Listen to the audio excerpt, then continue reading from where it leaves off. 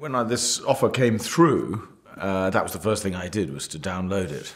I can't believe I know how to download a film now. I'm so young. And I watched it and genuinely loved it. Genuinely loved it. And I thought it was very clever. It wasn't patronizing.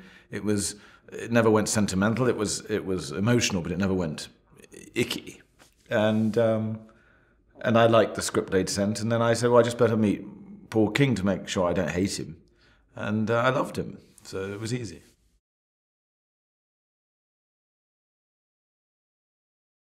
My character, Phoenix Buchanan, is an ex-star of the West End theatre.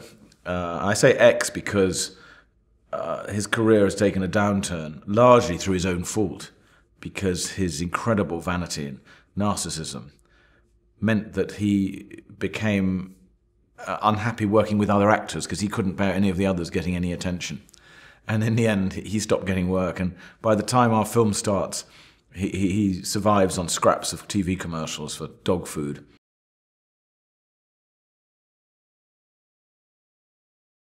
And my only guide was the first Paddington, which I loved. And then in terms of how broad to make my character, well, talking about costumes to Paul King, and he kept saying, bigger check suits, you know, madder hats. I thought, okay, well, it can be quite big.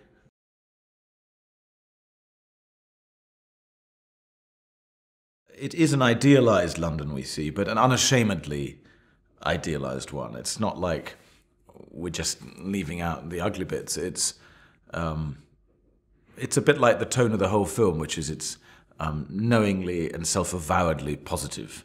Not just about London, but about human beings, about the power of being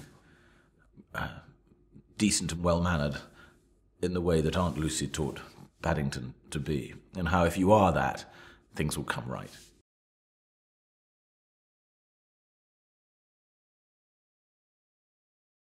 If you've just watched the film and then you have a drink with Paul for the first time, you think he is the bear.